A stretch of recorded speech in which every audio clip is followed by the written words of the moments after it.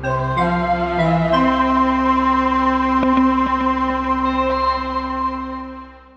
June, you are called to vote for your members of the European Parliament, and you will do this together with 380 million people in the European Union.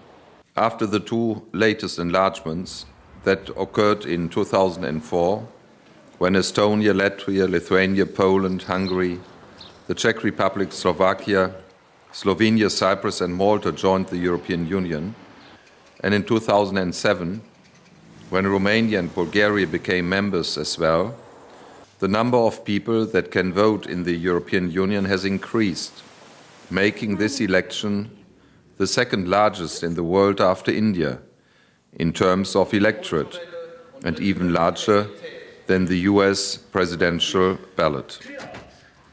Since 1979, citizens can vote in a direct election and choose their representatives in the European Parliament. In these 30 years, the European Parliament has gained new legislative powers and developed into a full-fledged democratic parliament.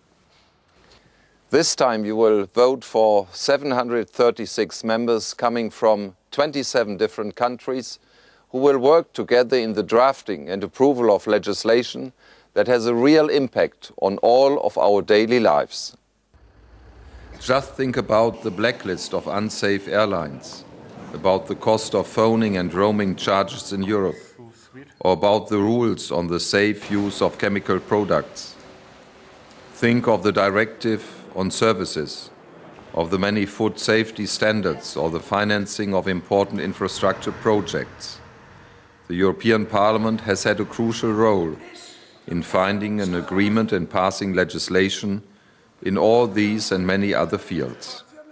Today we are going through a time of economic and financial challenges, and the people are asking themselves, what is the impact for their personal life?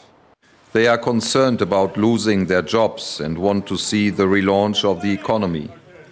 The European Parliament is the natural place where to deal with these concerns, because we are the European Union institution most closely linked to the citizens. For example, the President of the European Central Bank, Jean-Claude Trichet, regularly appears before the European Parliament to report in particular on how to keep inflation under control. Parliament has been asking for some time for stricter supervision of the financial markets, and we are adopting different measures to give a boost to the labour market. The euro as our single currency, adopted already in 16 member states, has contributed to stability and made us better equipped than we were in the past, each of us with our national currencies, to face this crisis. The decision to adopt the euro was in fact taken 10 years ago in the European Parliament, where recently we celebrated its anniversary. But this is not the only thing we have done. A full range of political views can be expressed within the Assembly, but compromises among different political views are achieved on many sensitive areas of legislation, like the recent package on climate change.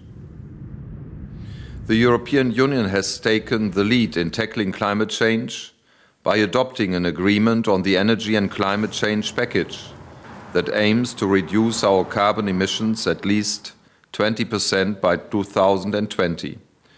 The European Parliament is concerned that climate change is both more rapid and more serious in terms of its adverse effects than was previously thought.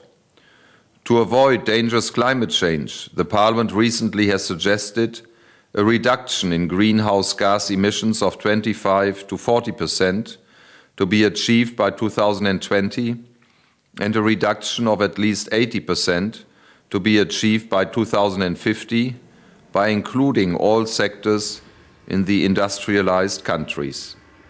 The European Union is not merely a political and economic entity. It is also a community of shared values. Human rights, the dignity of the human being, democracy, justice, the rule of law, solidarity and subsidiarity are at the center of our actions.